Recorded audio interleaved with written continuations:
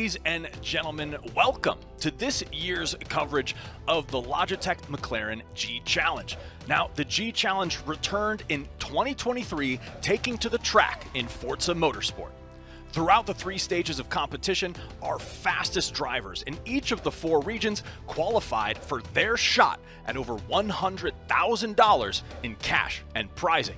And this year we saw over 150,000 participants testing their grit and attempting to climb the Rivals leaderboard to qualify for those finals. Now, from those 150,000 drivers per region, 48 of those drivers qualified for our semifinal grid races, and now we're down to the 16 fastest drivers.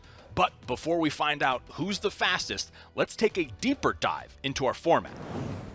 Now, taking a look at this graphic, again, we're going to have our top 16 drivers competing per region over the course of 3 races.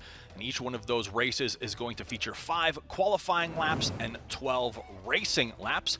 Now, in order of competition here, we're going to go to Maple Valley, then over to Hakone, and finishing up our 3rd track will be on Grand Oak. And another thing to mention here is that each one of these tracks also features a different McLaren for our drivers to master. Now, moving on over to take a look at our prizing.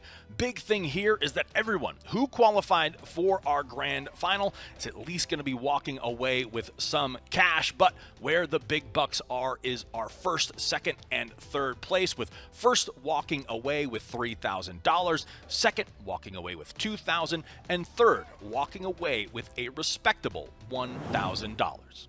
And of course, in addition to our cash prizing, each regional winner will receive our grand prize package that includes a trip to the Spanish Grand Prix. Now, we're going to be breaking down all 4 regions of our competition, but we're going to be starting things off with NA, where things started off with a literal bang as 5 cars were unfortunately sent off track in our first lap on Maple Valley. But throughout the course of the race, as things moved on, we did see some consistent performances from both Autumn and THR Force 1. Now, Autumn, who was able to battle up to P4 on lap number 4, unfortunately fell to 9th after a 3-way battle for 5th place resulted in another crash. Now, Force 1, however, able to separate himself off from the pack, clutched race number 1, and also set a fastest lap of 1:26.09. Now, going into race number 2, the initial action was cleaned up, so we only witnessed some minor contact, saw many drivers utilizing those slipstreams to try and help keep things close. By lap number 3, it was TPR Venom in the lead. The rest of the grid was also closing in fast. Drivers like Whiteout were able to make a huge move towards the end there, overtaking both Legacy and Vanquish. But once again, Hakone proved to be the pinnacle of consistent driving, where placements in qualifying had a huge impact on the standings. And when the checkered flag was waved, it was THR Force 1, proving to be the most consistent with another 1st place finish. In qualifying for race number 3 was TPR Venom being our only driver to crack 1 minute and 7 seconds in qualifying, but once they were off the starting line, THR Force 1 had already moved up to P2 by the 2nd lap. Now, keep in mind, Force 1 only needed to finish above P4 to guarantee his grand finals win, but Venom made sure he was going to put up a fight. By lap 7, though, it was Venom and Force 1 well out in front of the rest of the grid, securing Force 1's spot as NA's 1st place finisher and grand finals winner. So, with that being said, let's go ahead and take a look at our NA final standings. And here you see those points. THR Force 1 out ahead of Venom by 3, securing 72 points. TPR Venom there securing 69 points. And SDW Vettel clocking in 58 points. You see the rest of our 16 drivers there putting up great fights over the course of those 3 races. But of course, a big congratulations to our Grand Finals winner, Force One. And with that, that concludes our coverage of the NA Grand Finals. And before we get into our next region, we did find some time to sit down with THR Force One to talk about his Grand Finals victory. So stay tuned. The team that I drive for, Team Highlands Racing, has a huge history with Logitech G Challenge on other game titles, but I've always been a Forza player. I just like the convenience of it, the fact that you can just flip the Xbox on and pick up a controller and go fast. So I was really excited to see this competition get announced early in the new release of Forza Motorsport, the new game, and have the opportunity to take the Forza skills to one of these competitions and see how I could fare. It was definitely exciting to have a new competition again, because obviously this is a brand new game and we've gone a long time without anything like this, you know, a kind of world championship with the best drivers in the world all in one place. The last time I competed was 2021. I had an extensive history of sim racing before that, 5 or 6 years of racing, and I kind of took a backseat to focus on college, just waiting for the next competition. So when this came up, it was basically a no-brainer for me. I had to be involved and see how well I could do. In my now 8 years of sim racing experience, this competition was the hardest I've had to work to achieve the pace that I felt like I was capable of. It was a completely different driving style for what's essentially the same racing title, and that was a major adjustment for me. I think it kind of helped to take some time off, so I didn't have bad habits I needed to break, but I still had to spend a lot of time developing the new habits that it takes to be fast on this iteration of the game. And given, you know, the length of the rivals challenges and stuff, I had good early preparation, but that last push up to the races, it was still up until the night before that I still was working on feeling more and more comfortable. And that was a new challenge for me, because all the previous Forza games we've raced on were basically the same type of physics.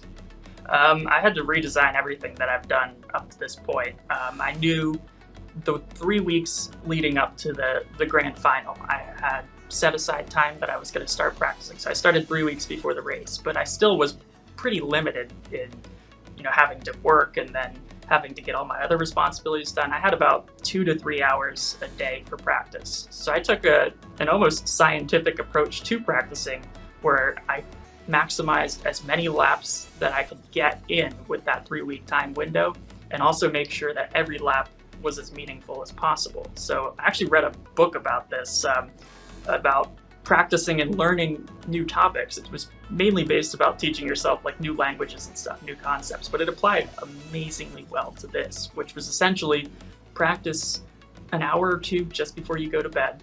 Let your brain kind of rewire and build all of those connections of muscle memory, and then the first thing you do when you wake up is reinforce what you learned the night before by doing a quick little practice session to just make sure that everything's stuck. So that was my way of basically developing the muscle memory with this new game, and developing pace as well, you know, learning how late you can brake, how early you can get on the throttle, which lines are best. I'd experiment with stuff at night, and whatever I found work, I'd try to hammer that back into my brain the next morning so that I could progressively over time gain even just a half a tenth, or maybe even just a few hundredths of a second each day, and progressively work my way up where I could be competitive.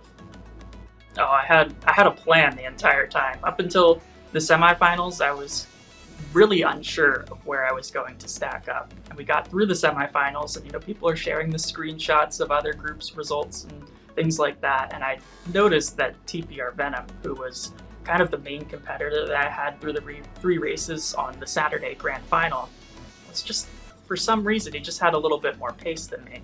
So I kind of went to work at that point and got this idea in my head where it was basically the only chance that I could win was to win both of the first and the second race. I don't think I ever had a chance to win the third race. It just was too big of a pace difference, too short of a time to catch up.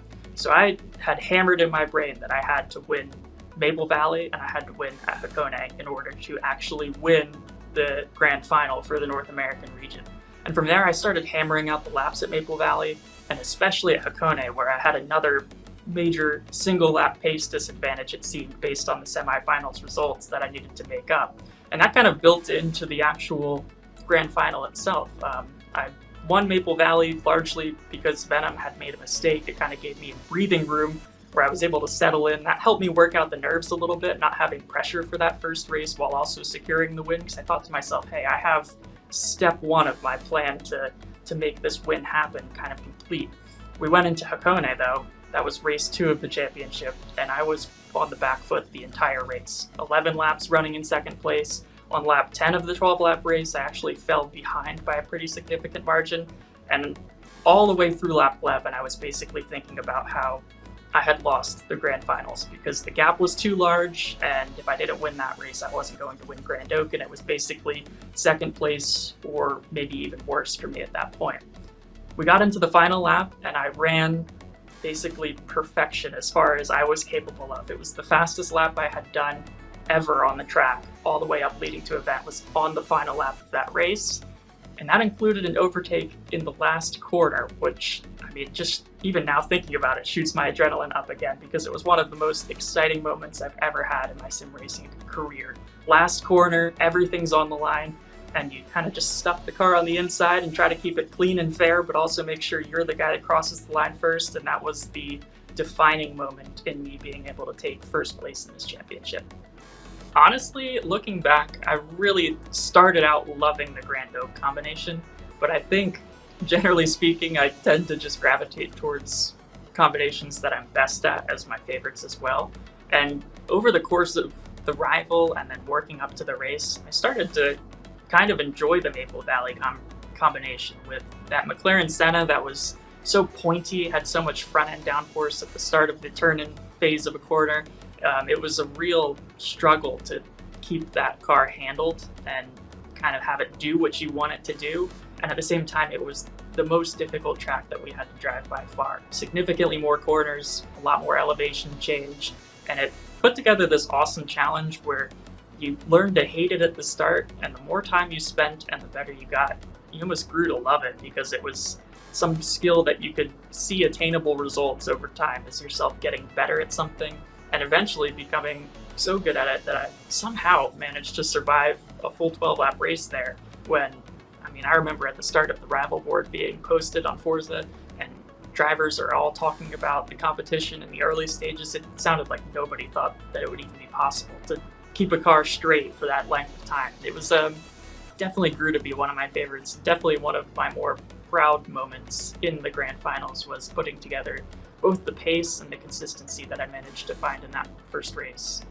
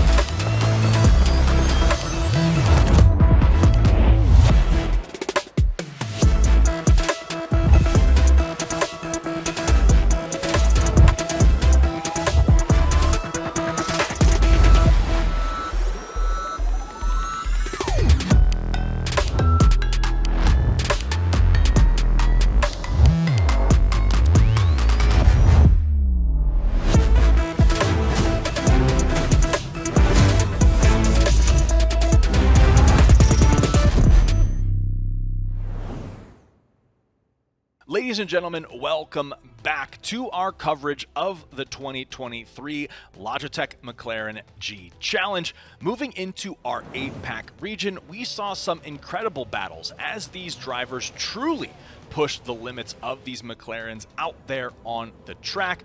Maple Valley truly set the tone for the intense competition that was about to unfold, as right from the start, THR Lags managed to pull a bewildering overtake at the start of lap 2 and also risked it all at a breakneck pace going into that final corner.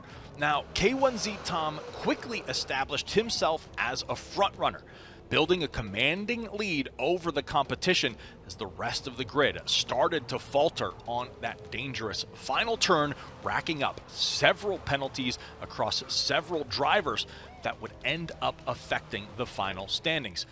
And in a dramatic turn of events, those penalties and a last-minute mistake from THR Lags cost him a podium finish and allowed K1Z Tom to clinch victory in race number 1. Race 2 on Hakone was a slow burn. There's not much really developed after the first 2 laps, with our usual suspects RZM Supreme, K1Z Tom, and THR Lags in the top 3.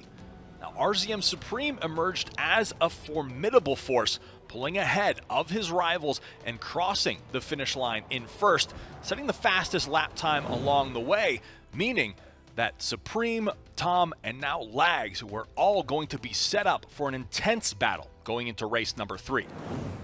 With the tiebreaker race at Grand Oak determining the overall winner between K1Z Tom and RZM Supreme, pressure to perform was at an all-time high.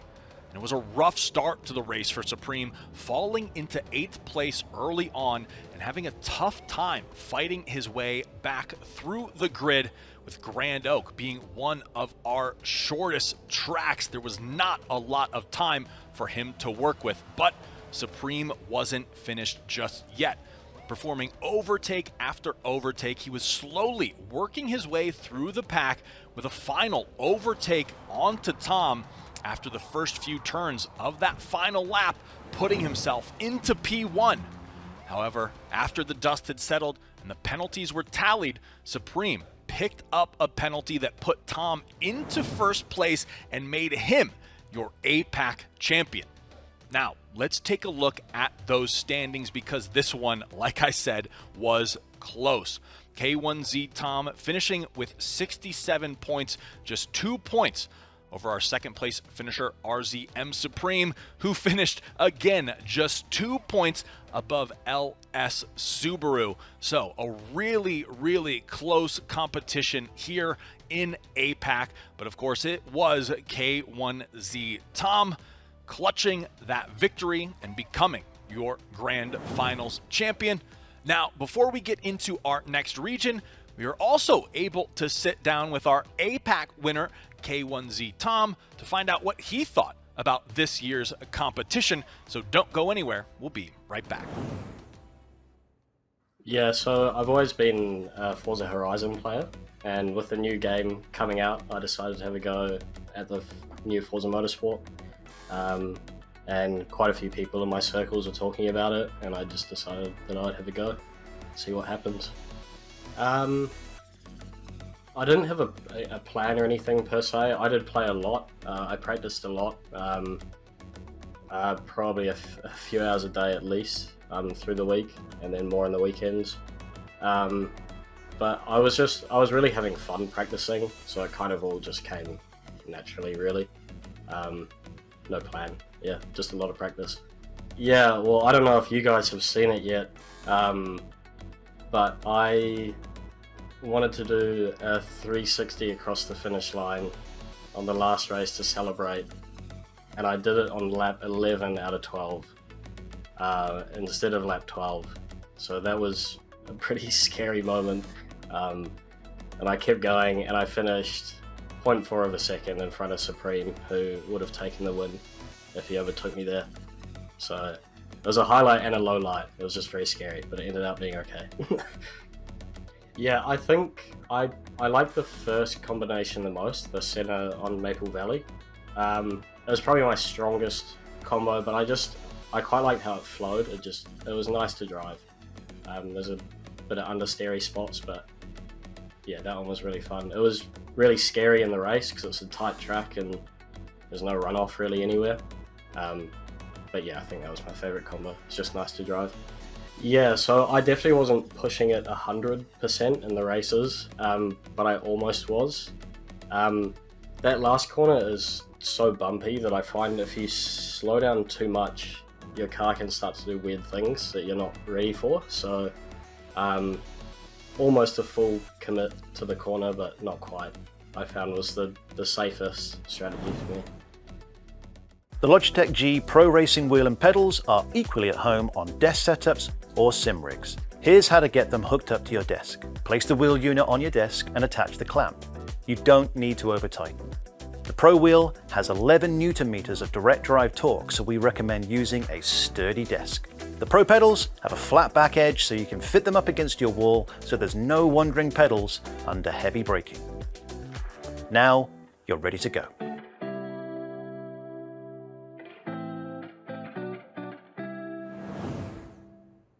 Ladies and gentlemen, welcome back to your coverage of the 2023 Logitech McLaren G Challenge. Now, heading into our LATAM region, right out of the gates, it was RBM Wesley and RBM Vinny constantly battling back and forth on Maple Valley. But the midfield was just as aggressive, with several drivers fighting tooth and nail for every position. And amidst that chaos, FRF Energy blazed a trail with the fastest lap time of 1:26.691, but it was RBM Wesley who managed to take P1 in our first race. Going into our second race, Hakone yet again told a story of consistency, with LATAM showing us some of the cleanest driving we've seen out of all the regions. The battle intensified as the race progressed, with Relamps and Bulls engaging in a thrilling duel towards the end of lap 4, but it was WIL Toys leading the pack for the majority of the race and finishing in first, netting himself 25 points.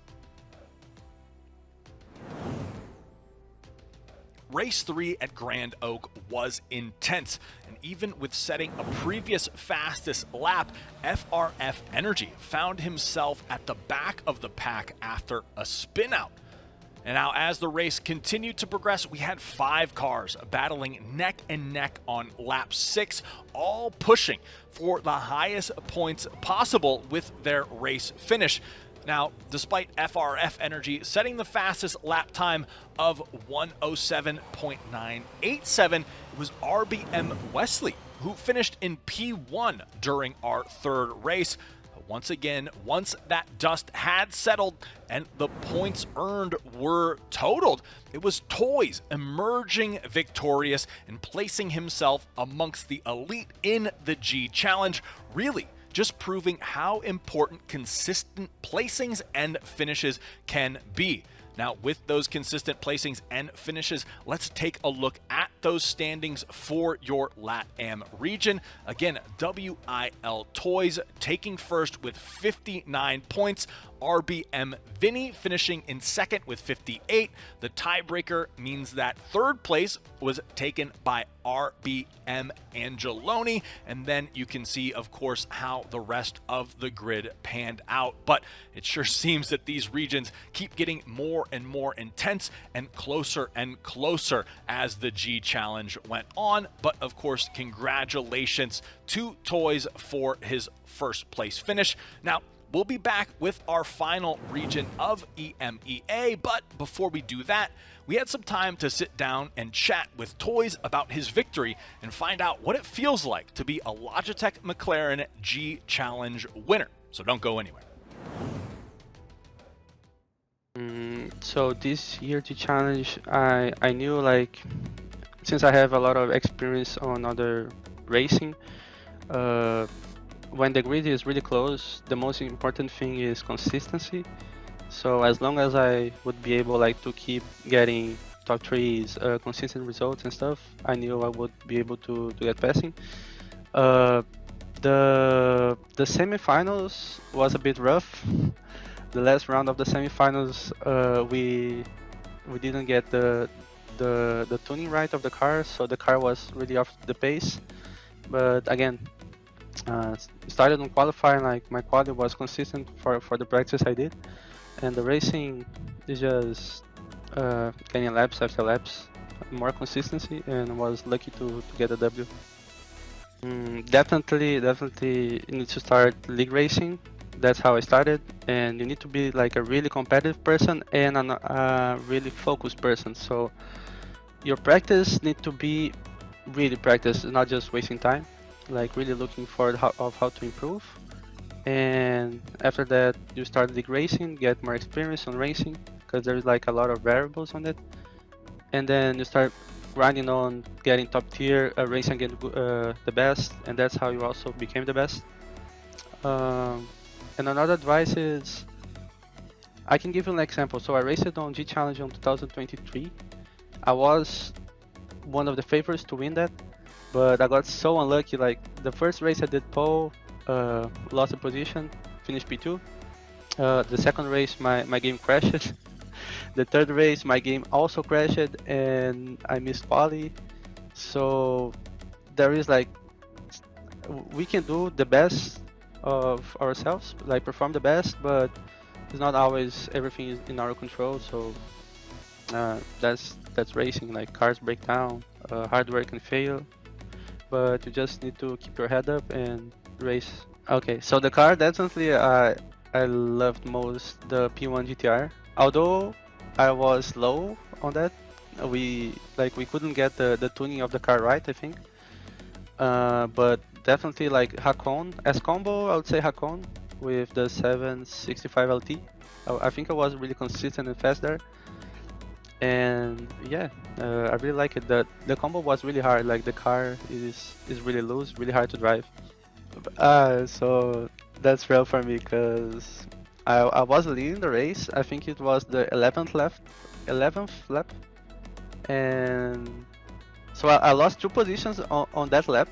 I went to P3 right on the penultimate corner, and since I missed the penultimate corner, I was slow on the apex, on the entry of the last corner, which is the hard part of the track. So I turned it way too early because I didn't have speed, and then I crashed the inside wall. Like my car just completely, I don't know what is the word, like flipped it upside down. But I was still able to recover a bit. I think I got like P6 on the race. But yeah, that combo was really hard.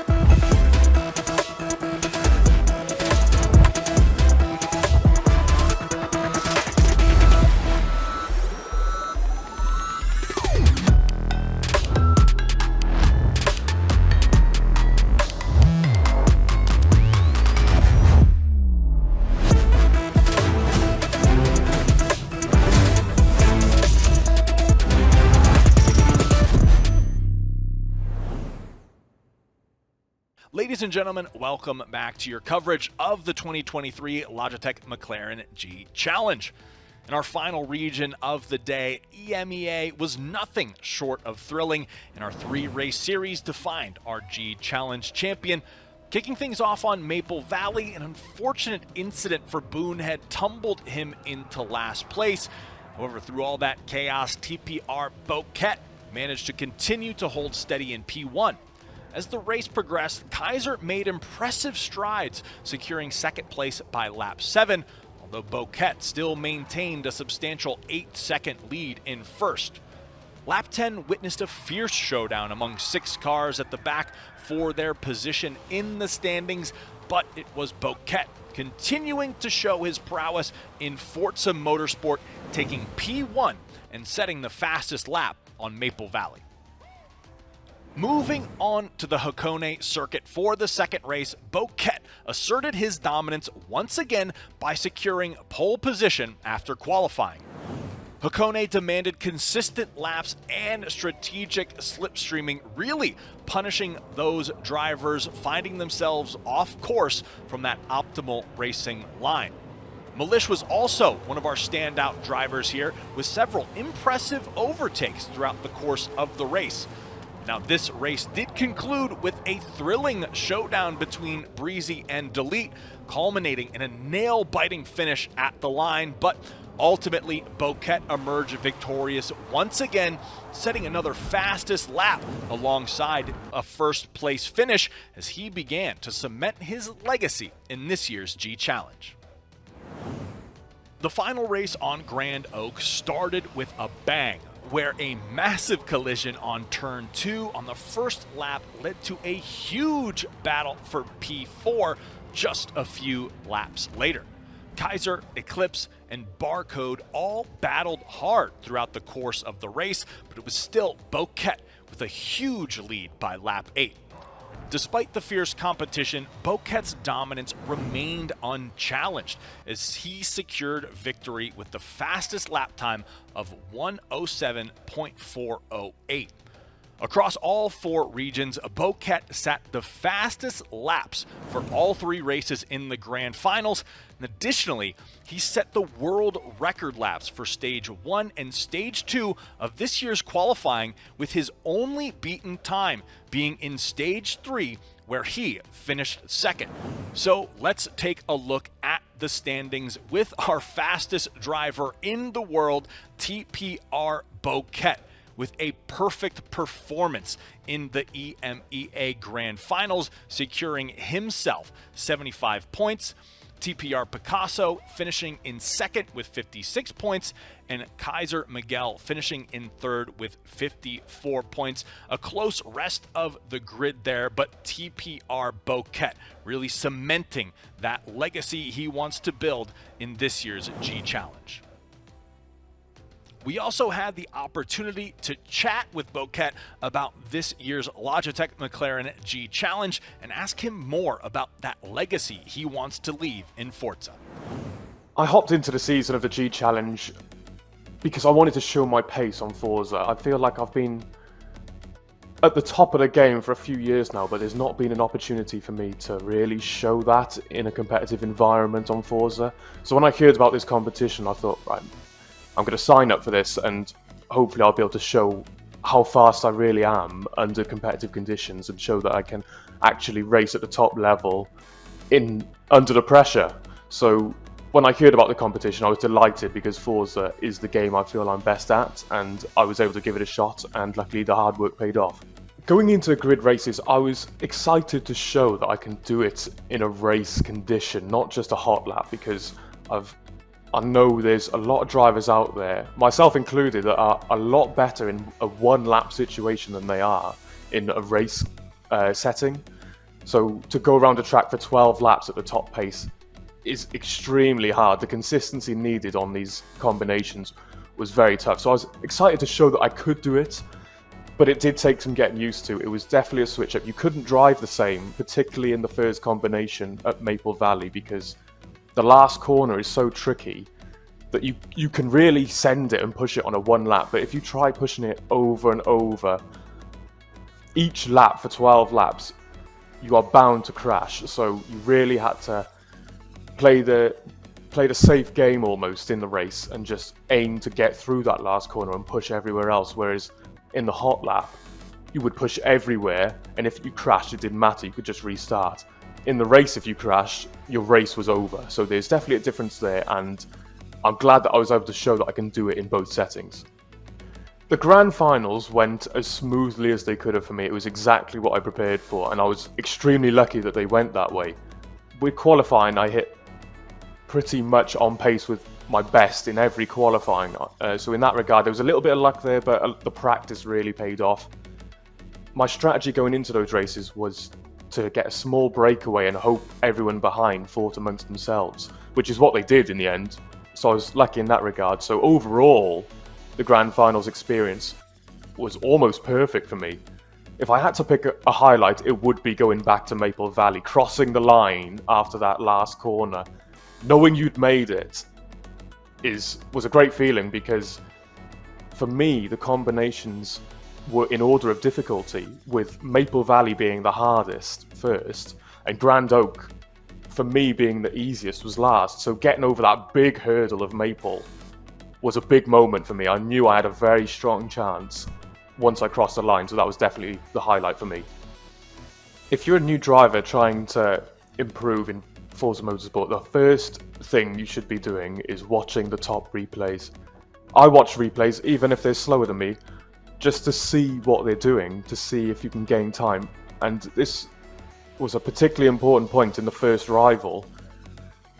There was a Latin American driver called FRF Energy who smoked my time about 2 weeks into the rivals event. And I was thinking, how has he beaten me by so much? And it turned out he was using a different gear into turn 1. He was dropping it down to second, which helped rotate the car. And this was something I incorporated into my laps and ended up gaining time thanks to watching his replay. So I would say any level on Forza Motorsport, before you even touch the car, you should watch the replay, see what gears people are driving in, see what lines they're taking, when they get on the power, when they get on the brakes. And if you can just copy that, or try to copy it to the best of your ability, usually you will see your times tumbling and improving further and further until you get to the very top, where then you can start pushing. Instead of copying others, then you can start trying to find your own methods. But for beginners, I would definitely say watching other people's replays and learning from that is the #1 tip I have. For the future, I want to build a legacy almost. If you look back, roll back the years on Forza, you'll see certain drivers have had sustained time at the top. If you really roll back the clock, you could see Davey Skills at the top of early Forza, Lage dominating Forza 6, Forza 7. They have long periods of winning constantly. I'd like to have a period like that where in the future I could pinpoint that these were my years. Like Lage had his, like Davey Skills had his. So that would be going forward on Forza. Outside of that, maybe after that's all come to an end, I quite fancy the idea of commentary, getting into commentating racing. I think I've got a suitable amount of knowledge for that, and I would enjoy commentating with either teammates or other commentators, broadcasting events as well. So I think that could be an opportunity going forward, but right now, for the next few years at least, I'm going to be driving on Forza and other titles as well, hopefully. My strategy for that race and that corner in particular, it's going to sound really boring, but I was just trying to play it as safe as possible. I was hoping that I would qualify pole, which I eventually did, and then I would just be able to play it safe and just focus on not crashing into the wall and making other people behind me push to try and overtake. After about 4 laps, I still had ESV Barcode right behind me, but he seemed to be pushing more than I was. And eventually he did crash into the wall. So playing it safe did work in the end, even though it's a very boring strategy. It did work because the closest guy to me crashed, and that opened up a gap of about 8 seconds, I think, to second place.